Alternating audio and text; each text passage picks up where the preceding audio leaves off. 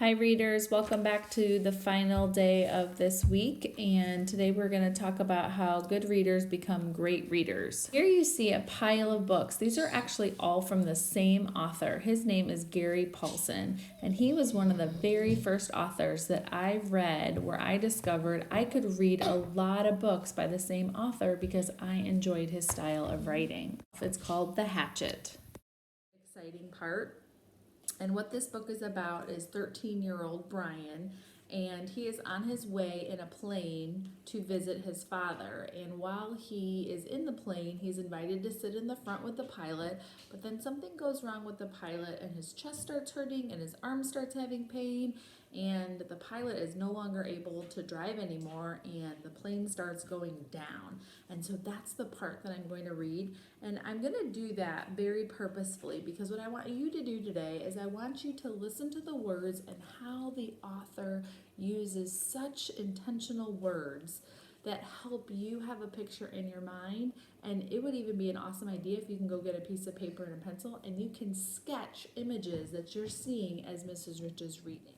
For a space of 3 or 4 seconds, things seemed to hang, almost to stop. The plane was flying, but so slowly, it would never reach the lake. Brian looked out the side and saw a small pond. At the edge of the pond, some large animal. He thought a moose, standing out in the water. All so still, looking, so stopped, the pond and the moose and the trees, and he slid over them now only 300 or 400 feet off the ground, all like a picture. Then everything happened at once. Trees suddenly took on detail, filled his whole field of vision with green, and he knew he would hit and die. Would die?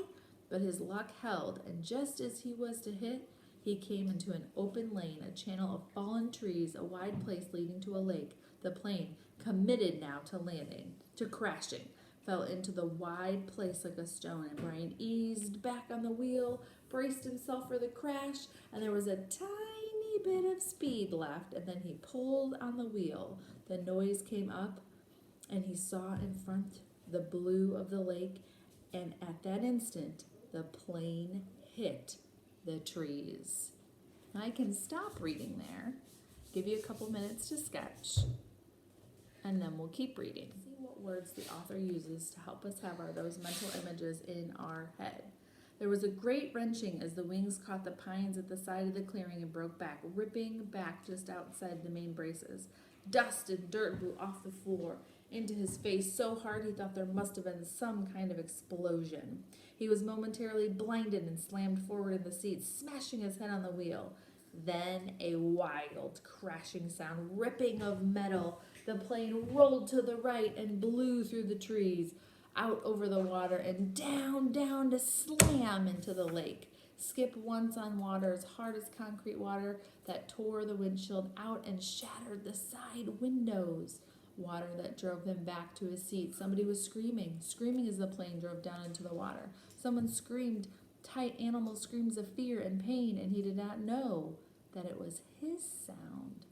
So I am noticing how much detail this author puts into one moment. It's almost like he freezes the moment with so many colors and descriptions that it makes that moment last a long time. When you're writing, do you do that and freeze moments and stretch them out so that they last a long time in your stories? Let's find out what happens. He roared against the water that took him, and the plane still deeper down in the water. He saw nothing but sensed blue, cold blue-green, and he raked at the seatbelt catch, tore his nails loose on one hand. He ripped it until it released, and somehow, the water trying to kill him, to end him, somehow he pulled himself out of the shattered front window and clawed up into the blue, felt something hold him back, felt his windbreaker tear, and he was free, tearing free, ripping free. So how is your sketch note looking?